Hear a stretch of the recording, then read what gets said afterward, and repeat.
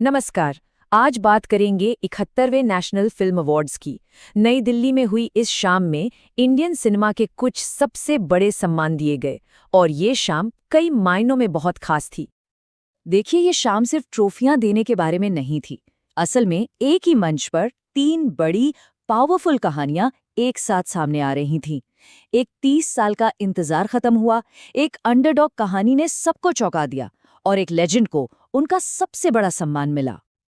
तो चलिए इन्हीं कहानियों को थोड़ा करीब से देखते हैं कि कैसे एक सुपरस्टार की बरसों की मेहनत रंग लाई, कैसे एक छोटी फिल्म ने बड़ा कमाल किया और कैसे एक लेजेंड को इंडस्ट्री का सबसे बड़ा सम्मान दिया गया।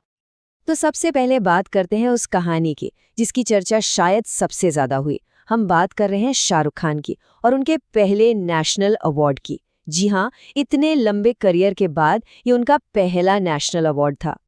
सोचे 30 साल से भी ज्यादा का वक्त गुजर गया फिल्म इंडस्ट्री में और अब जाकर फिल्म जवान में उनके दमदार परफॉर्मेंस के लिए उन्हें ये सम्मान मिला। वाकई ये उनके करियर का एक बहुत ही खास पल था।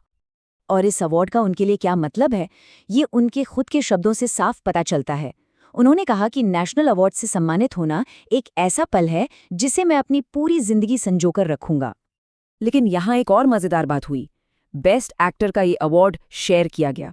एक तरफ थे शाहरुख खान, एक ग्लोबल सुपरस्टार, और दूसरी तरफ थे Vikrant Massey film 12th fail के लिए। यहीं से ना इस साल के अवार्ड्स का एक बहुत ही दिलचस्प पैटर्न उभर कर सामने आता है। तो चलिए अब बात करते हैं इस शाम की दूसरी बड़ी कहानी की, यानी एक अंडरडॉग की जीत। और ये कहानी पूरी तरह से 12th फेल नाम की फिल्म के इर्द गिर्द घूमती है। मतलब 12th फेल के लिए तो ये एक जबरदस्त रात थी। विक्रांत मैसी को बेस्ट एक्टर का अवार्ड तो मिला ही, साथ ही फिल्म ने बेस्ट फीचर फिल्म का सबसे बड़ा अवार्ड भी अपने नाम कर लिया।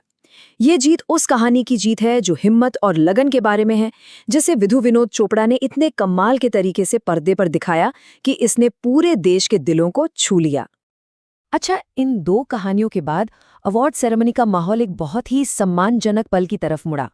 अब बारी थी एक सिनेमाई लेजेंड को उनकी जिंदगी भर की मेहनत के लिए सलाम करने की। हम बात कर रहे हैं दादा साहेब फाल्के अवार्ड की। ये इंडियन सिनेमा में सबसे बड़ा सम्मान माना जाता है।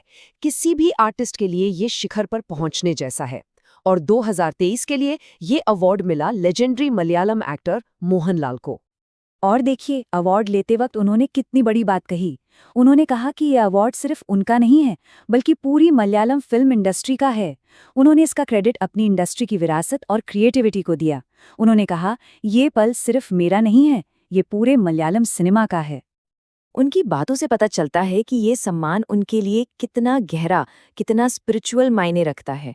उन्होंने आगे कहा, ये कोई सपना सच होने जैसा नहीं है, ये उससे कहीं बढ़कर है। ये जादुई है, पवित्र है। मतलब ये शब्द ही अपने आप में बहुत कुछ कह जाते हैं। तो ये तो थी 3 बड़ी कहानियां, लेकिन इनके अलावा भी कई और बेहतरीन कलाकारों और फिल्मों को उनके काम के लिए सराहा गया। चलिए कुछ और बड़े अवार्ड्स पर एक नजर डालते हैं। बेस्ट एक्ट्रेस का अवार्ड गया रानी मुखर्जी को मिसेस चैटर्जी वर्सेस नॉर्वे में उनकी कमाल की एक्टिंग के लिए।